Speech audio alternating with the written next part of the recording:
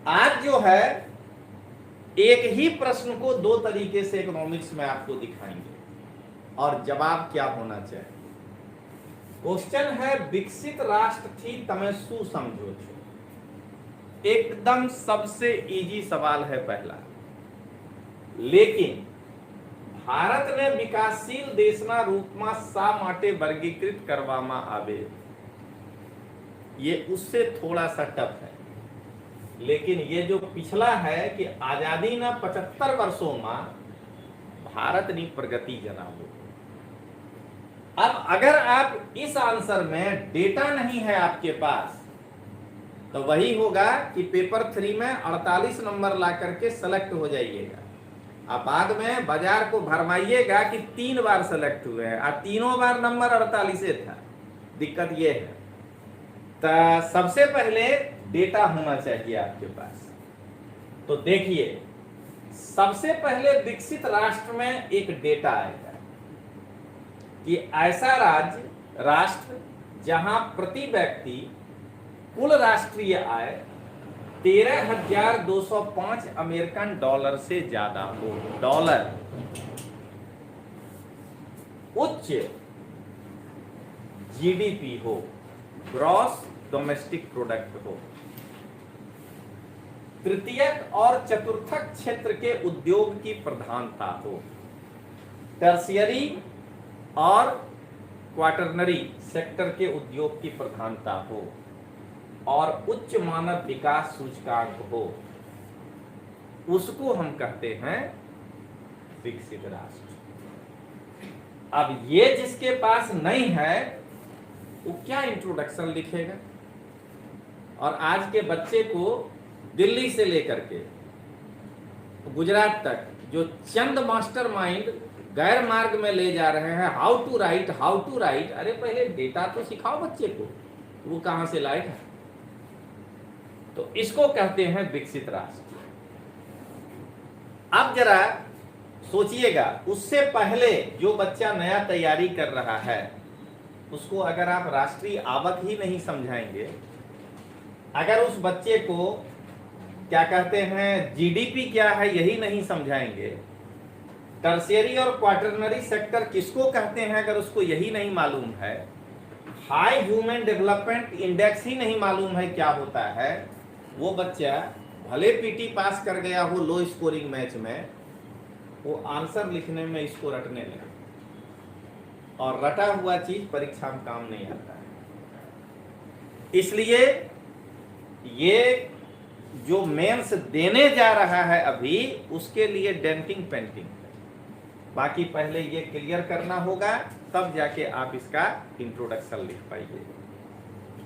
अब आइए, लीजिए चार्टे बना देते हैं। इसका नाम हम चार्ट नहीं रखे हैं, दिल्ली भल्ले चार्ट, कि आराम से खाइए, पेट भर जाएगा लेकिन शरीर में ताकत नहीं मिलेगा। भारत को विकासशील देश के रूप में वर्गीकृत किए जाने के पीछे का कारण, अब अगर ये कारण ही नहीं मालूम है आपको तो इसको कैसे सजाइएगा? ग्रामीण विकास की खराब स्थिति, सड़कें अच्छी और चौड़ी शहरों में, गांव का डेवलपमेंट अभी भी भारत का उतना अच्छा नहीं, निम्न स्तर का शहरी आधारभूत ढांचा।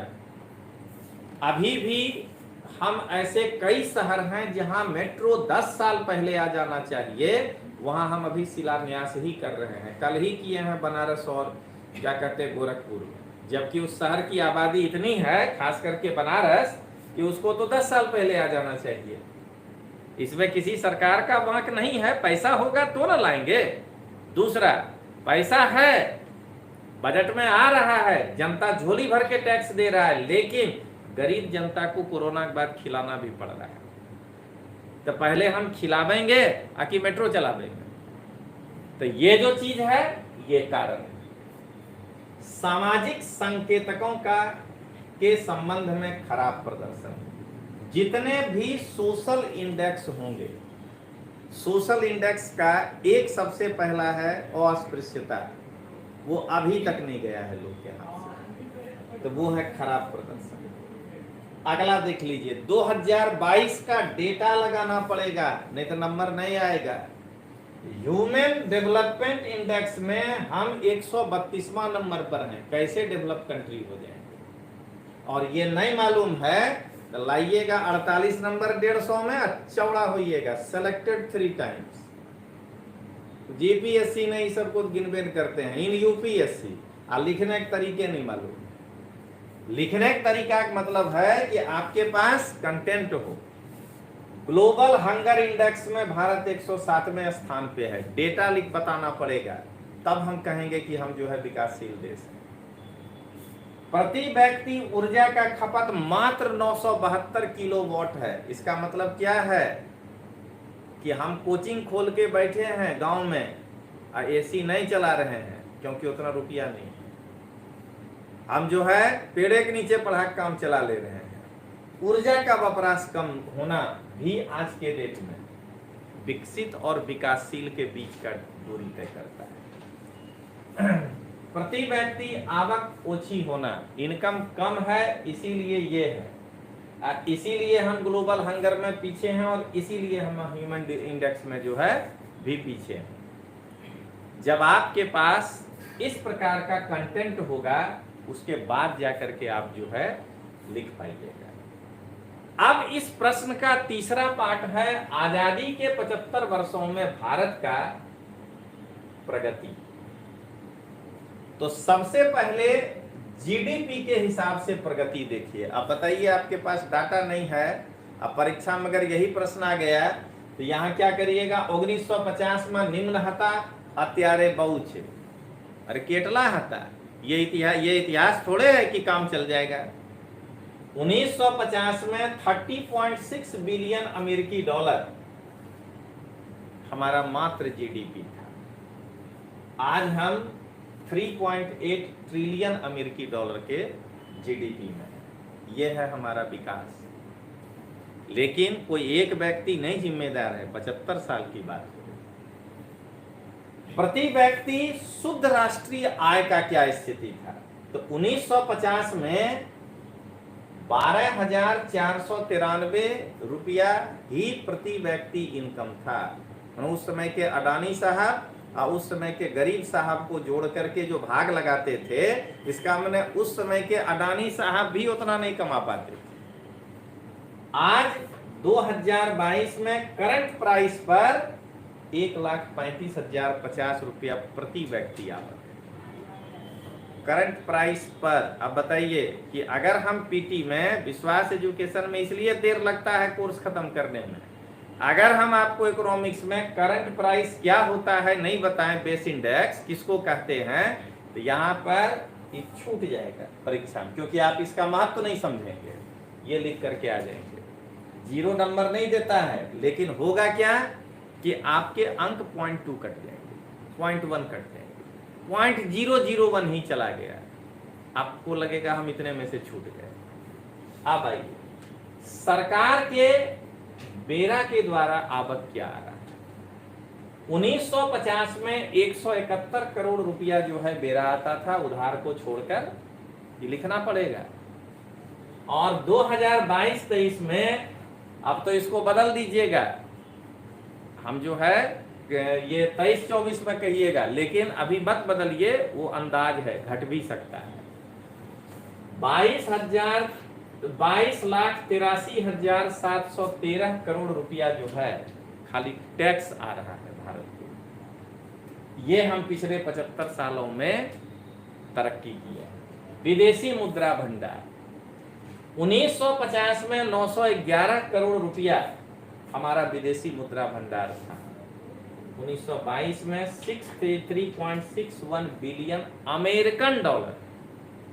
रुपया में बदल देंगे तो कहां चला जाएगा?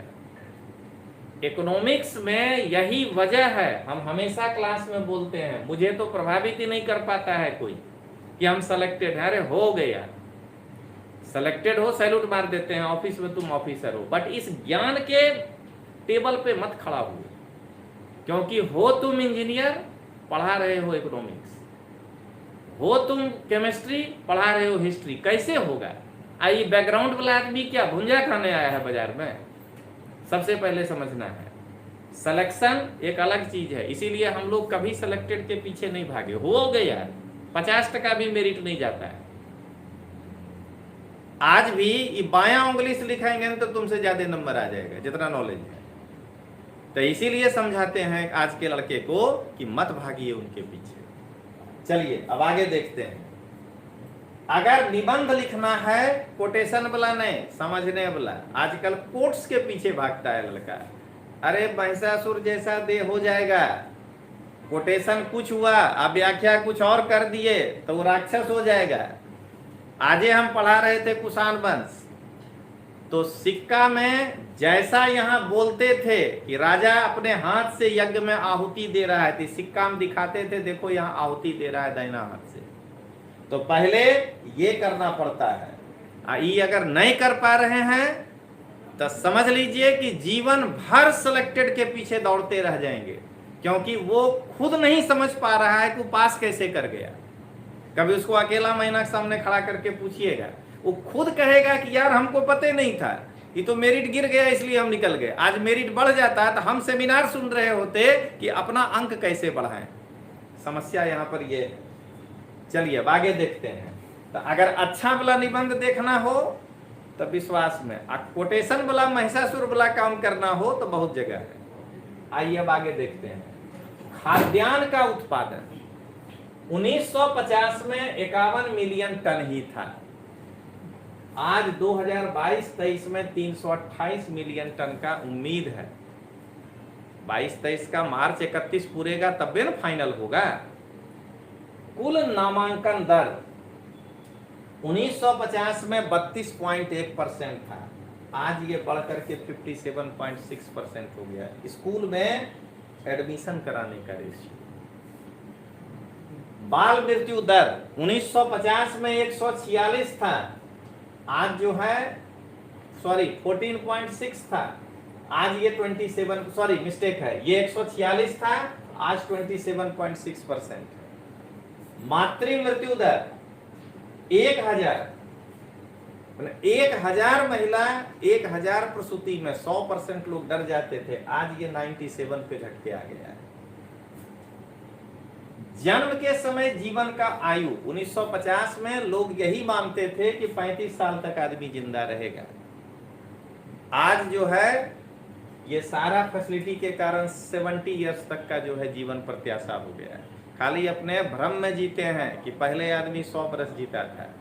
हम ही अपनी बात बताते हैं। मेरे पूरे परिवार में मेरे परदादा 131 साल जिंदा रहे, लेकिन उनका 3 गो भाई 50 नहीं पार कर पाया। मेरे दादा 100 साल जिंदा रहे और उनका 4 गो भाई जो है 60 नहीं पार कर पाया। तो जो कोई एक आदमी देख लेते थे ना, तो हम सोच लेते थे पूरा समाज। तो इन चीजों को देखना है। साक्षरता दर जरा सोचिए 18% था, आज हम 77.7% पे। 1900 अब इसका कंक्लूजन कि 1950 में भारत की स्थिति बहुत खराब थी, लेकिन 75 वर्षों में सरकार के बारंबार प्रयत्नों से अनेक सुधारा हुआ। जब आप इस गुणवत्ता वाला आंसर लिखेंगे तो पास करने वाले को आएगा 48, आपको आएगा 52, आप सेलेक्ट हो जाएंगे। आप पास वाला आपके पीछे दौड़ने लगेगा कि सर जी जरा कुछ टिप्स दीजिए। तो आप आत्मनिर्भर भारत के तरह, मेक इन इंडिया के तरह खुद अपने पैरों पे खड़े होइए और आप दिखा दीजिए सिलेक्टेड को कि तुम्हें मेरी जरूरत है। मैं जो जानता हूं तुम नहीं जानते हो, तुमको इतना जानना पड़ेगा। अगर आपके अंदर ये दम है तो ही जो है आप जीत सकते हैं, नहीं तो खुद पाया है 42%, आप आइएगा 38% जिंदगी में नहीं पास कर पाइएगा। चलिए अब आगे देखते हैं।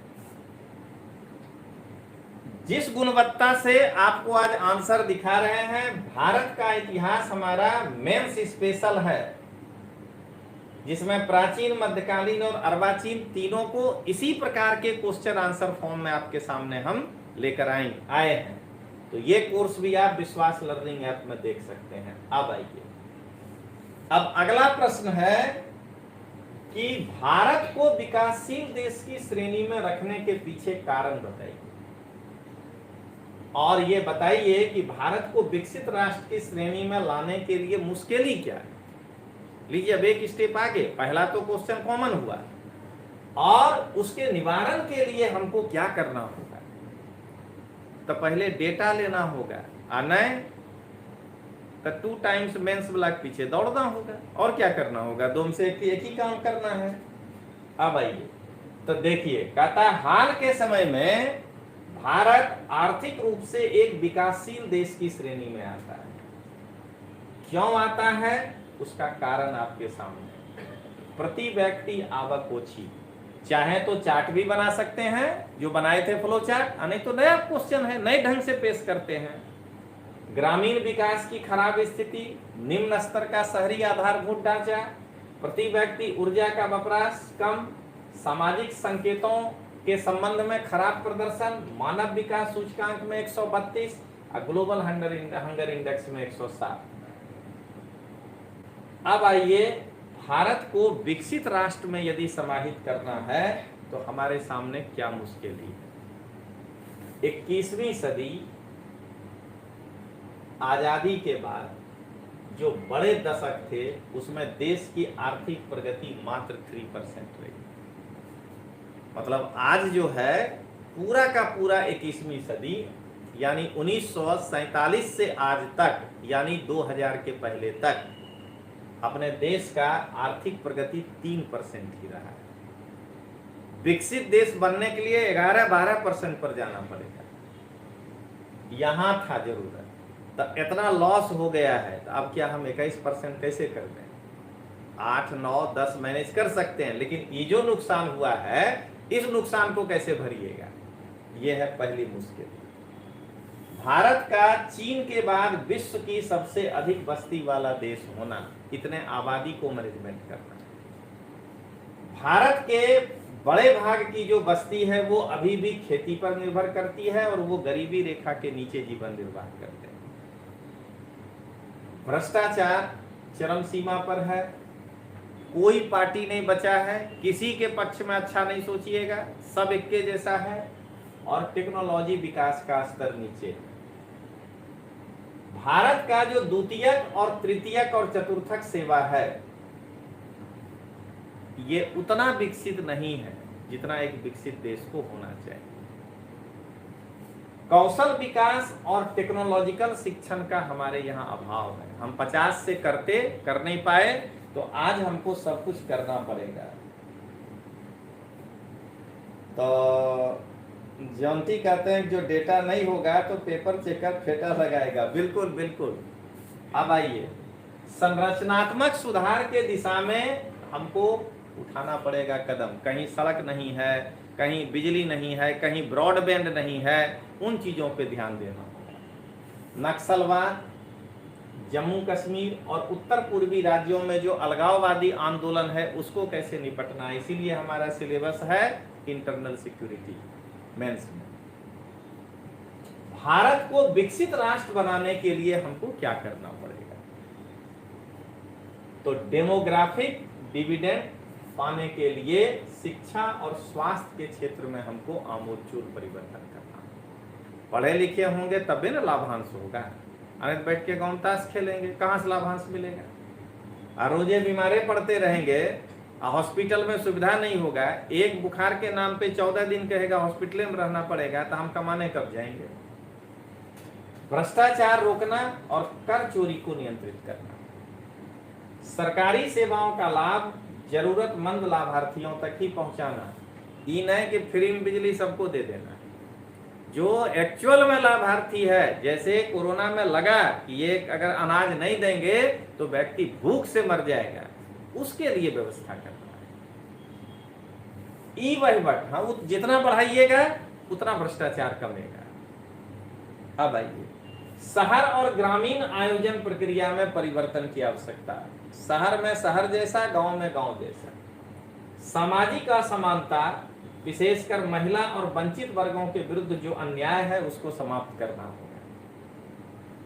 महिलाओं और वंचित वर्गों को परंपरागत कार्यों से उत्पादक कार्यों में लगाना है। यानी अगर कोई हाथ से ही घड़ा बना रहा है, बेचारा 100 बनाएगा, उनको छोटा मशीन दे करके अगर चाहें जो वो चक्की मशीन से चलने लगे तो ज्यादा घड़ा बन जाएगा, उत्पादक कार्यों में लगाइए।